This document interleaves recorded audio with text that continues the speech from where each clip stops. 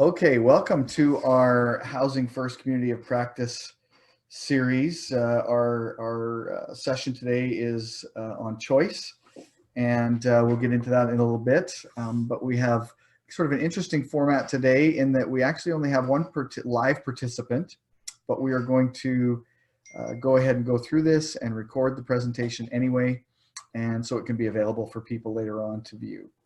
So I'm actually going to open up the talk line so that our participant is able to speak throughout, and it's showing up as Cassie Hager, but it's actually someone else. So I'm going to let them introduce themselves.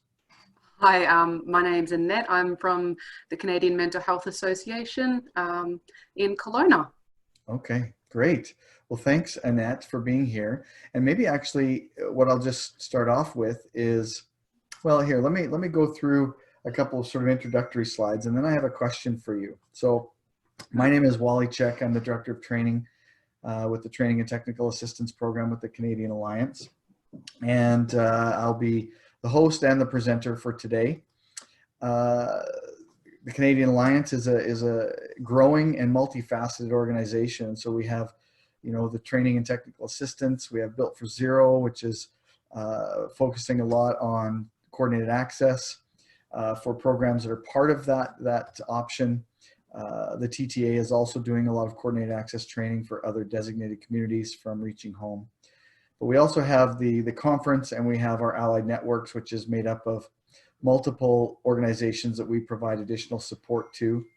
And you can go to the Canadian Alliance website and click on allied networks and see what all that consists of. But part of it includes, like, we have a shelter network, and we have a national alliance to end rural and remote homelessness that is there.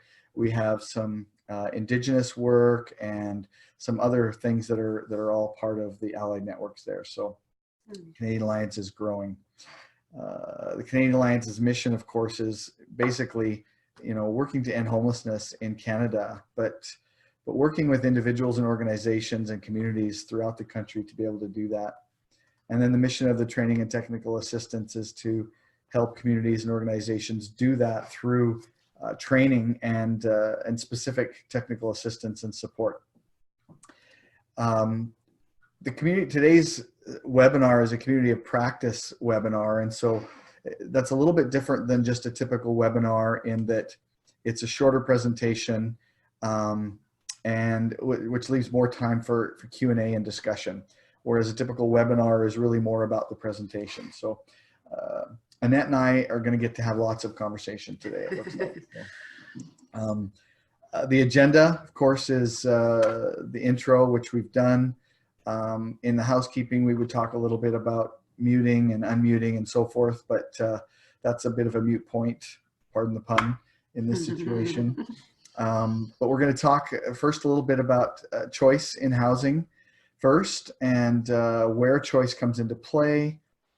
And then we're going to talk a little bit about what choice isn't, and then we'll have our Q&A stuff going forward. And so before I move on, I wanted to ask Cassie, Annette, what was it? What is it that's brought you on today? Like, why is this topic of interest? I suppose from my personal perspective, I actually worked in homelessness services in Australia. So I've only been working in homelessness services in Canada for about a year. And for my own personal interest, it is really seeing those differences and those similarities. So there isn't our housing first model in Australia currently. And I suppose it's interesting from my perspective to see the differences and the benefits. So just learning more about what it looks like in Canada. Yeah. No, that's great. And then you had also mentioned earlier before we started the recording that Cassie wasn't able to make it and wanted to make sure somebody came on. Yes, so that's correct. do you have a sense of why that was? Well, I know that she really does believe in the webinars that are put on by the CAEH, yes. Yeah. She really didn't want to miss the opportunity, so I'll probably be taking notes and then speaking to the team, which is what she would usually do in this situation. Yeah. Okay. No, that's great. Well, glad to hear that, and happy that that we're able to have you on, and hopefully we can provide something of benefit to you. Hope so. So I'm just going to move on then, and like I said, feel free to interrupt me or ask questions along the way if you like, and we'll just go about it that way. So the first thing I wanted to share is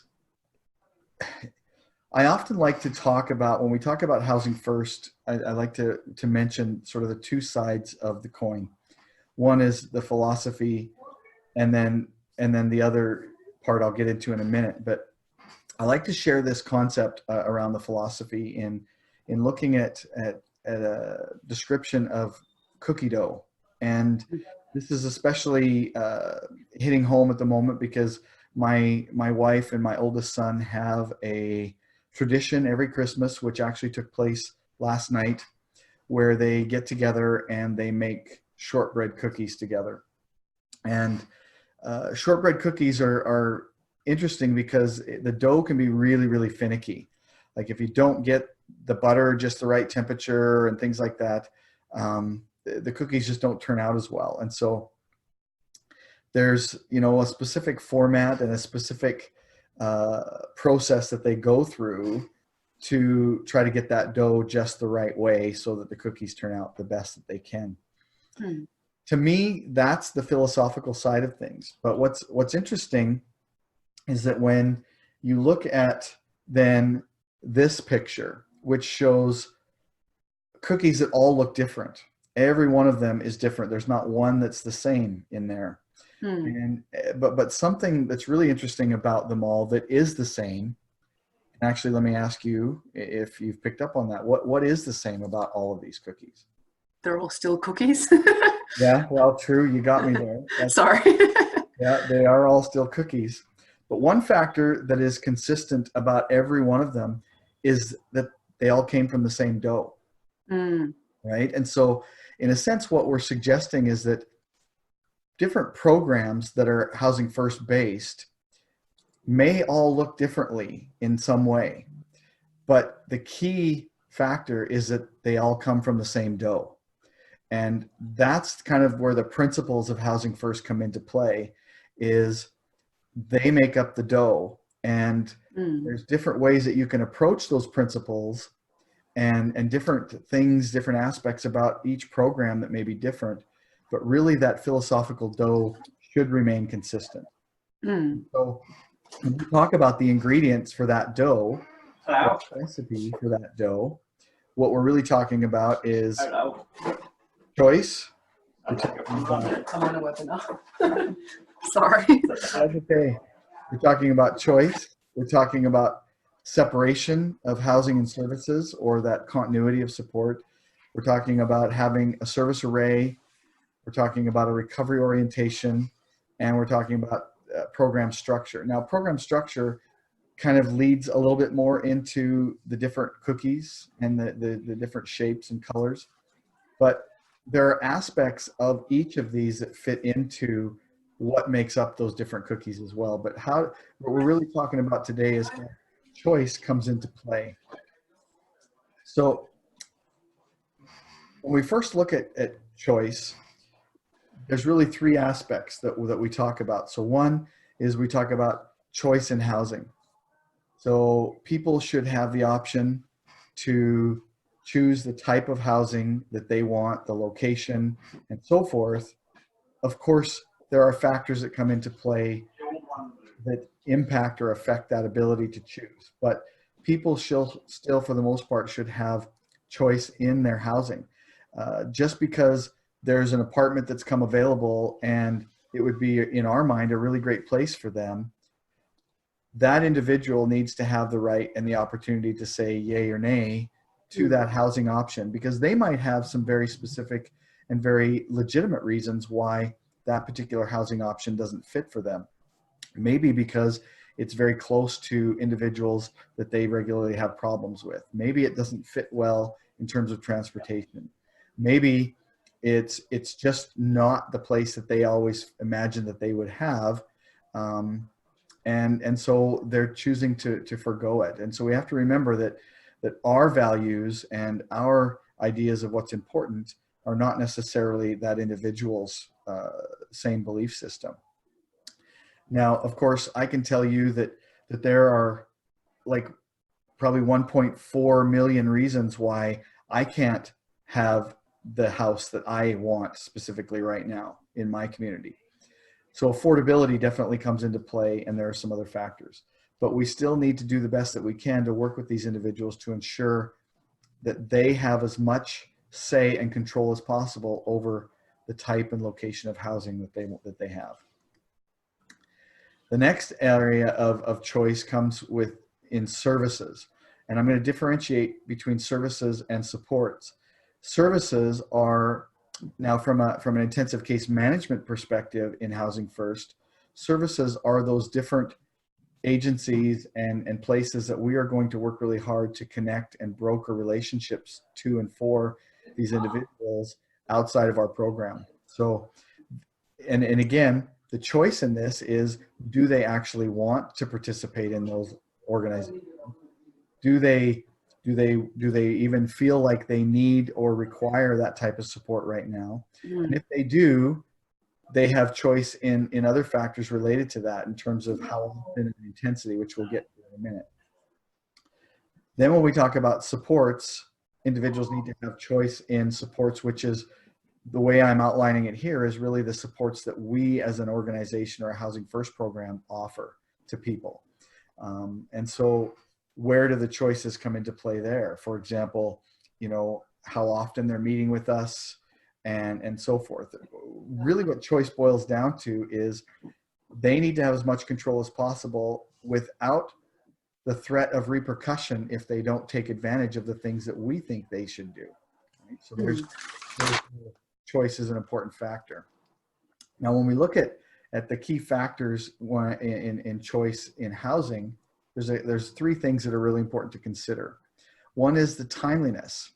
Basically, that means how quickly are we able to give people the ability to go from intake into our program directly into what would be considered permanent, appropriate housing.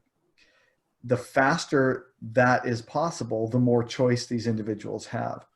If you can imagine somebody who comes into a program who says, yeah, we'll help you find housing, but it takes 6 months to find them access to a place that is appropriate for them, that doesn't feel like a lot of choice. It feels like a lot of restriction. And even though it still is choice, the faster we can do it, the more these individuals are going to buy in, not only to the program, but to that life in housing. So timeliness is really important. The next, and so priority enrollment, I guess, is important to think about there, that we have to have an enrollment or an intake process that allows people to come into our program and then very quickly be actually in a place where they could move into something that comes available. We don't want our enrollment or our intake process to be something that takes a lot of extra time or unnecessary time.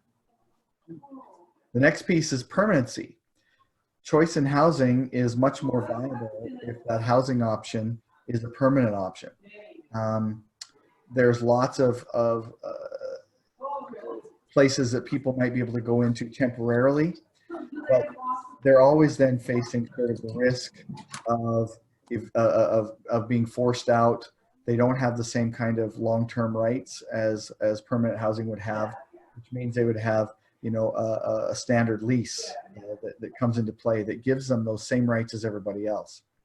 The permanency is important, and it builds, again, a much more robust level of choice in housing. Then the last thing that's really important is integration. And what I want to say here about integration is it's not so much just about having people scattered around throughout the community. Sometimes people look at integration and think that that's what it means. And in fact, often in Housing First, we talk about this idea of scattered site housing.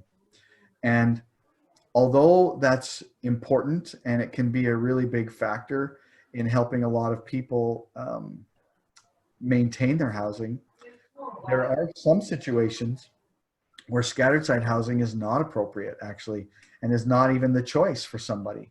There's people who would rather live in a congregate living environment. There's people, in fact, when we talk about Indigenous individuals, we often look at how scattered site housing kind of goes counterintuitive to their culture, because they're very much about community and connectedness and so forth.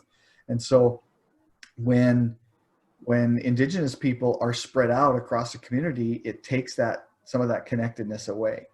So when we talk about integration, we're really talking about, is this housing giving them the greatest opportunity to be connected to services and to relationships and people in the best way possible.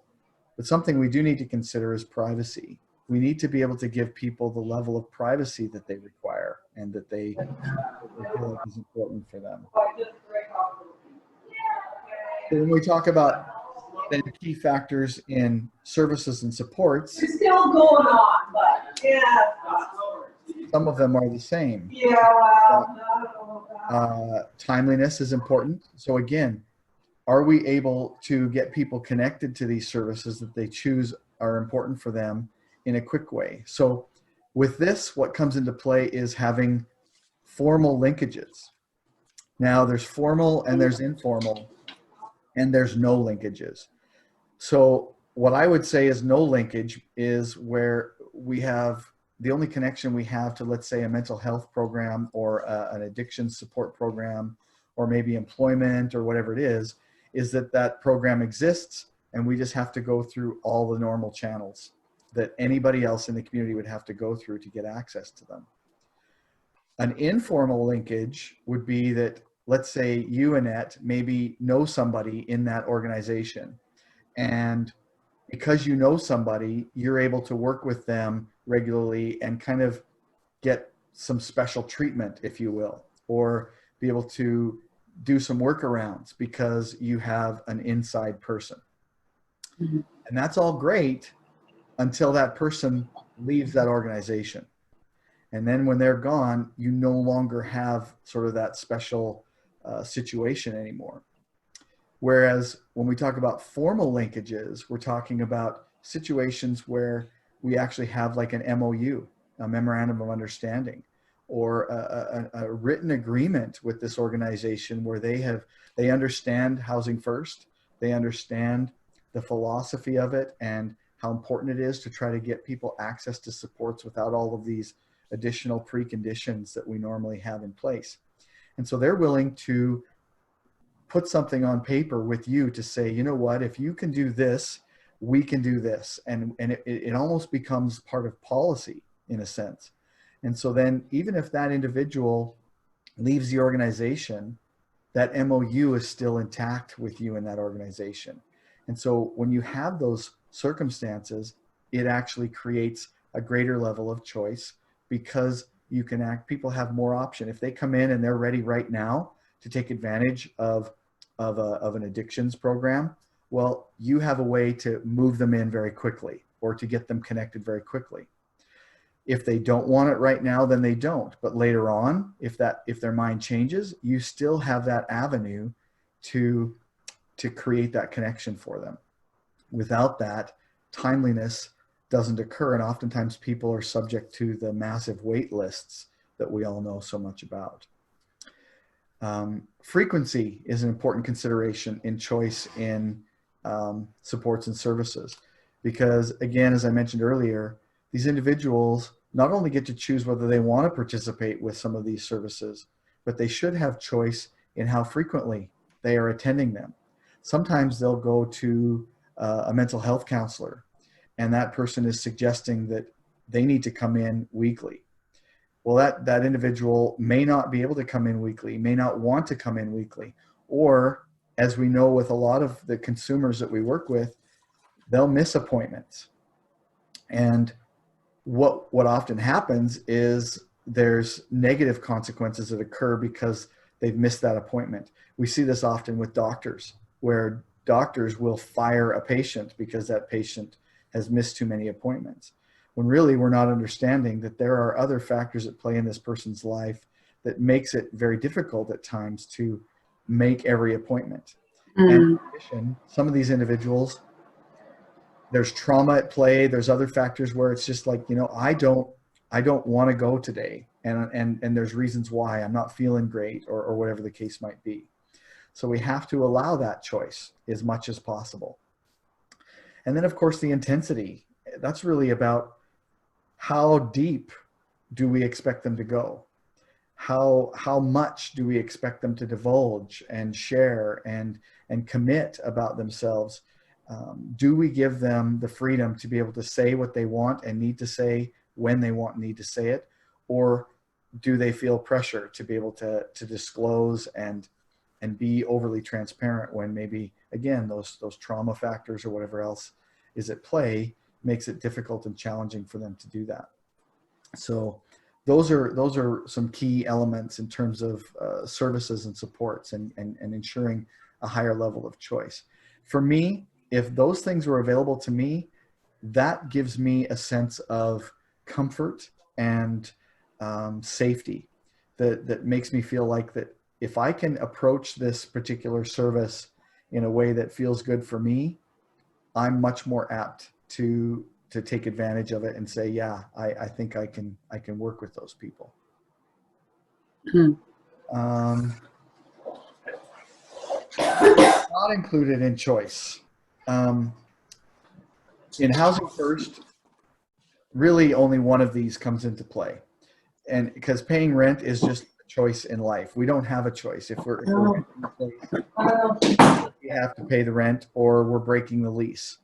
And so if we break the lease, then that landlord has every right to be able to evict us or whatever the case is. But the home visit is a piece that's really important and that needs to be considered with choice. Because even though it's not a choice to say I don't want a home visit, there is some choice within that home visit. And I also want to start off by saying that a home visit doesn't necessarily have to be directly in that person's home. As a general rule, we like to sort of recommend that Housing First case managers are spending at least 50% of their formalized connections with their clients in their home. Because if the whole idea is to help them sustain and maintain permanent housing and then be able to develop a level of recovery in housing, we have to be in their home to be able to see how things are going. But within that home visit, that individual, it's still their home. And this is where we have to create a balance. And this kind of gets into another one of those principles of Housing First, which is a separation of housing and supports, because it's their house. And even though the program assisted them in obtaining that place of dwelling, it still needs to be their home. It's their name on the lease and so forth. And so we may be requiring that they allow us to connect with them on a regular basis. We still have to respect that idea that we can't invade their space in a way that takes away from it being their home. Typically, as a placeholder, we look at home visits happening on a weekly basis. But as you move along with that individual, that level of contact may increase or decrease depending upon where that person is at. And that's something that should be negotiated with the client. But typically, again, we look at it when people come into our program, we should be letting them know that our goal is to be meeting with them at minimum at least once a week. And oftentimes that might be meeting them in their home once they've moved in. So, and in just talking about the home visit, I sort of already went over that, so I won't belabor that. Now, the last thing I want to talk about regarding choice is what makes this concept, I think, one of the most misunderstood concepts in Housing First. Because oftentimes I see programs struggle when they're working with someone and that person has been evicted, multiple times from similar kinds of housing. They've caused tremendous amounts of damage to those apartments. It's starting to cost a lot of money in repairs and so forth. And And that individual is coming to the case manager saying, well, okay, help me get rehoused, and I want the same kind of place. And that case manager says, okay, but yet they're frustrated, and they keep doing this over and over again because they understand this principle of choice. But I would suggest that if that's what they're doing, they don't really understand the principle of choice. Because the way I like to look at it, and from this image, is about, it's like a funnel.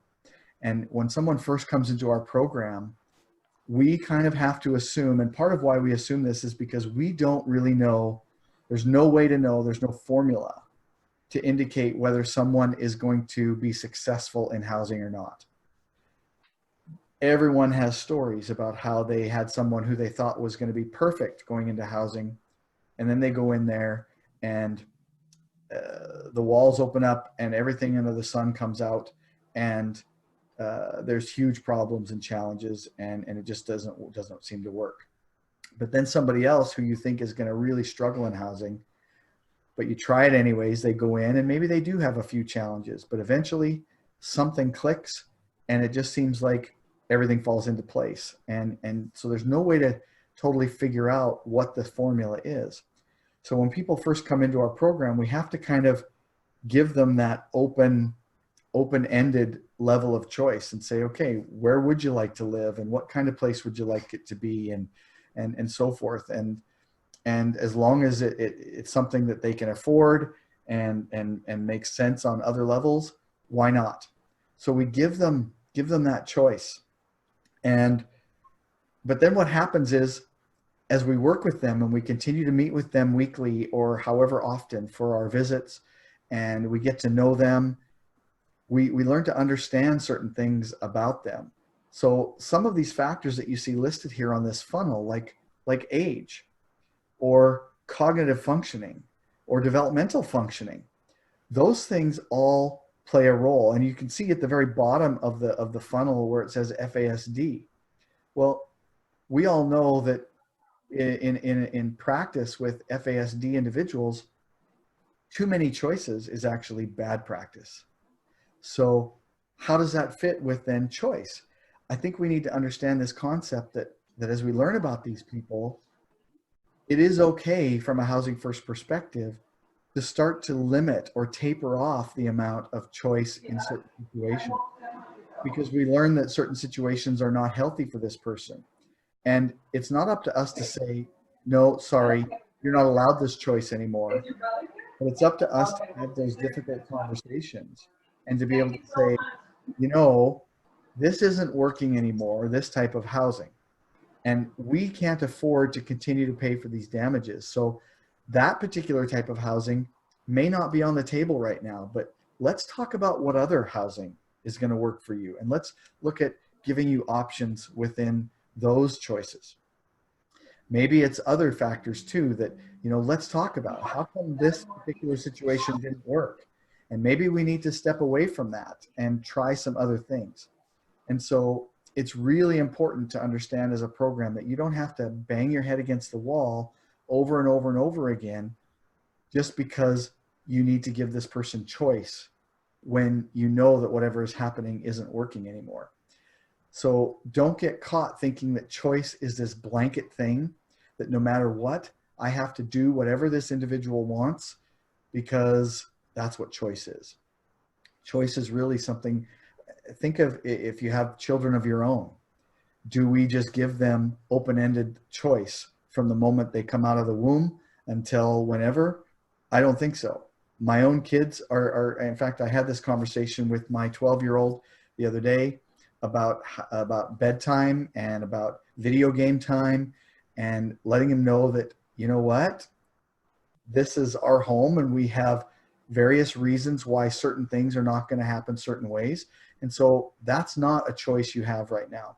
And because of your age and because of other circumstances, your choices are a little bit limited. That's how we have to work with these individuals as well. So it's an important concept to consider. So even though we could talk a lot longer about choice, I'm going to leave it at that. And I'm going to kind of turn it back over to you.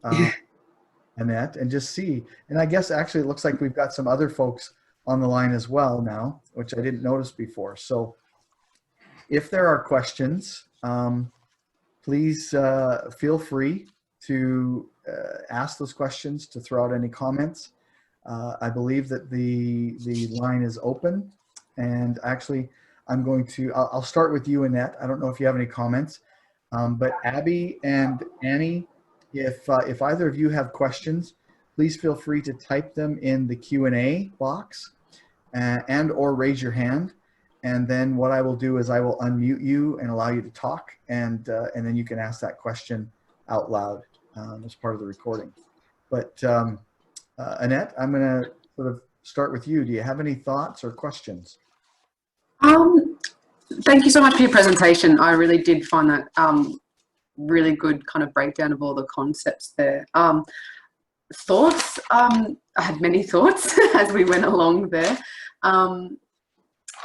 Yeah, I mean, when it comes down to that choice thing, I always, it is true that it's kind of a tricky kind of thing when you're housing someone. You're right, there's no formula.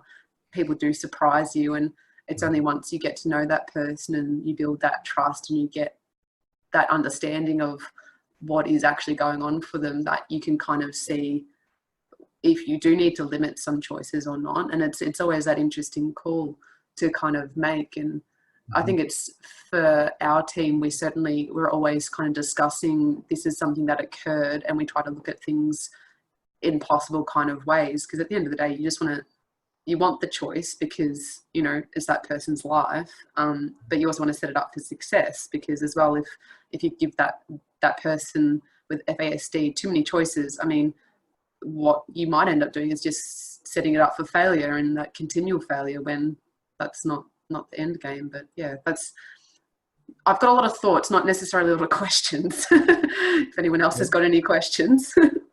Well, I don't see any at the moment, so feel free to continue. Go ahead and keep sharing.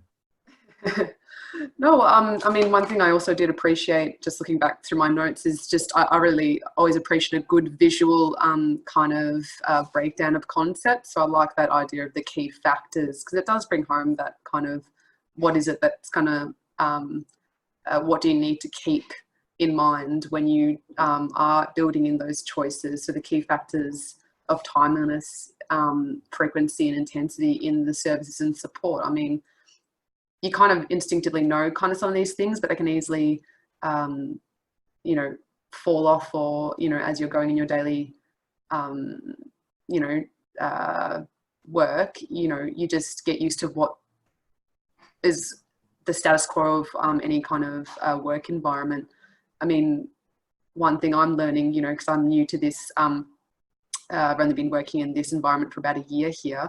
You know, it is that formal and informal connections of the support services around here. There, a great number of people that I work with have some fantastic informal supports, and I see how that you know, really enhances the timeliness, and then, you know, helps with that choice in service. I mean, that's the ideal, but, you know, having more of those memorandum of understandings, you know, would help someone like me when I was first starting in this particular agency, leaning on those as I'm building my own informal network. You know, it's a tricky thing for new workers, and if someone happens to be working in a situation where there's a high turnover, well, I mean, that kind of brings issues to timeliness, where there's people don't get a chance to make those informal kind of connections if there's high turnover. That's kind of where my thoughts kind of going, which then obviously impacts on clients. Yes, it's a great comment, and, you know, I'll share a quick little story with you.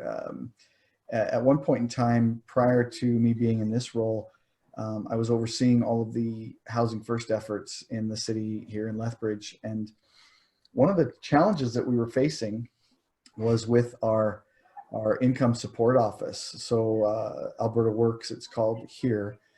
You know, where everybody goes to get their welfare check or their pay. And, you know, a lot of these individuals that we're trying to work with are trying to go in there and get access to these funds. And oftentimes, you know, they don't have the right documentation or those kinds of things. And so they're kind of they continue to go back and back and back, trying to convince somebody to give them some income.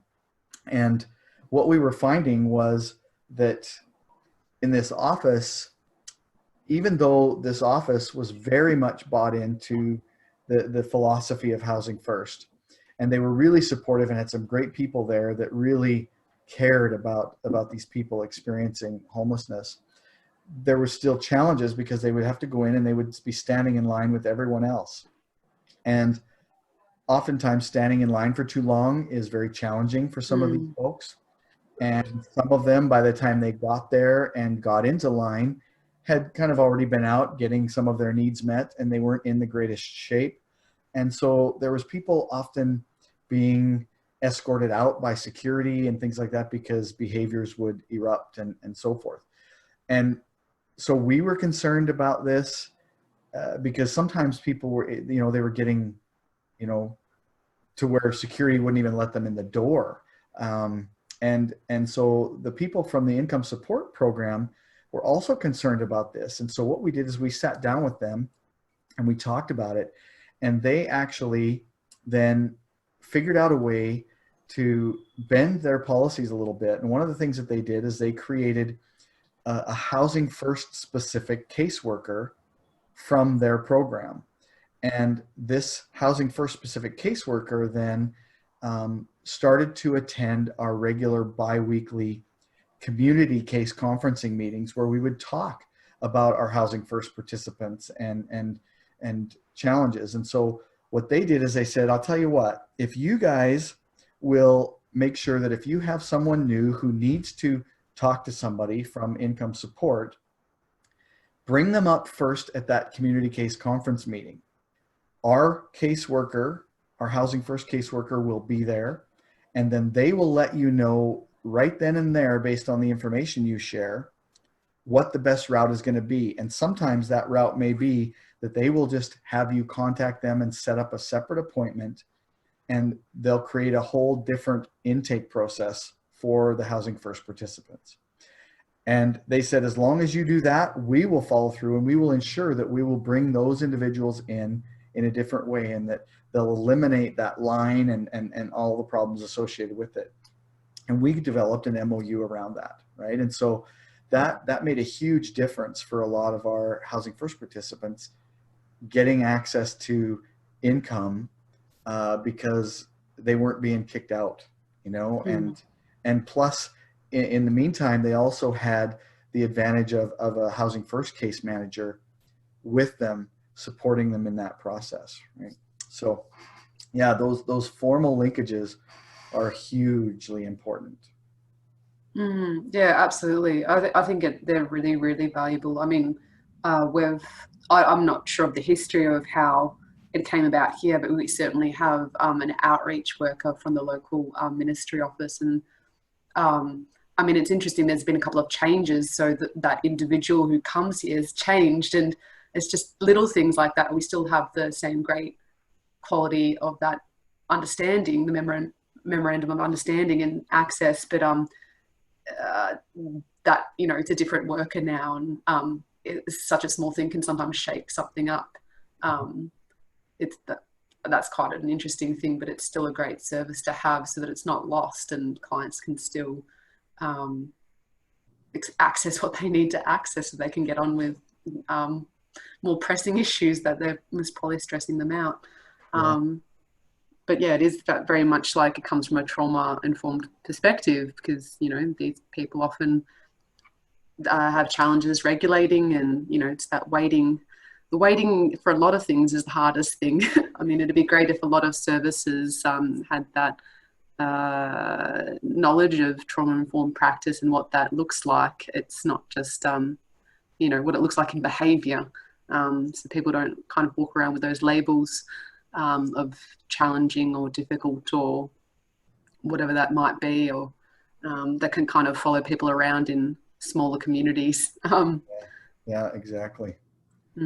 Totally. So Abby or Annie, I'm just curious. You guys have been listening. I'm not exactly sure at what point in the presentation you came in, but I'm actually going to just unmute both of you, and then you guys now have the ability to unmute yourselves if you want to talk or have a question or comment. So I'm going to throw it out there now. If anybody else, including yourself, Annette, have any other questions or things that you'd like to comment on.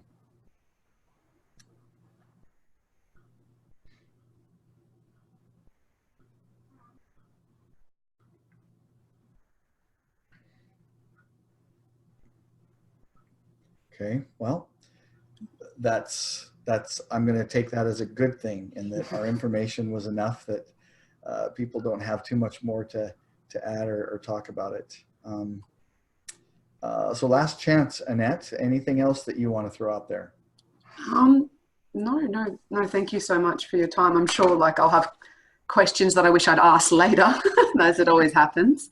But no, I really appreciate your time and and the presentation. It was great. Yeah, no, not a problem.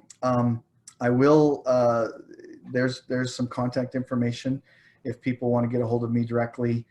You can also go to our website at training.caeh.ca, and there's a link there to send questions or ask for additional information. You will also find there a link to the webinars, and from there you will see all the different webinars coming up. So actually, well, I'll just give you a heads up. Tomorrow there is a webinar that's happening around HIFIS, if people are involved with HIFIS, and how to extract data from HIFIS. That's at 1 o'clock Eastern time. And then also tomorrow is another by name list and coordinated access webinar on assessment. And that will be Ian DeYoung, who will be talking about assessment. And then we also have another one on January 2nd at 1 o'clock Eastern. Sorry, the one on assessment tomorrow is at 2:30 Eastern time. And then on January 2nd, there's another one on prioritization that'll be at 1 o'clock Eastern time. And then we also have on January 9th, a community of practice call for by name list and coordinated access on starting small and then scaling up. And then the next Housing First community of practice call will be January 16th at 1 o'clock Eastern time. And that will be on the principle of separation of housing and supports. So you can go onto our website and you can register there. And yeah, otherwise, and you can also find the archives of past webinars and their recordings there. And we'll also have this recording and the PDF slides available by the end of today or tomorrow on our website. So thanks everybody, and have a great day and have a great holiday season. And we'll look forward to seeing you very soon. Thank you very much. Take care.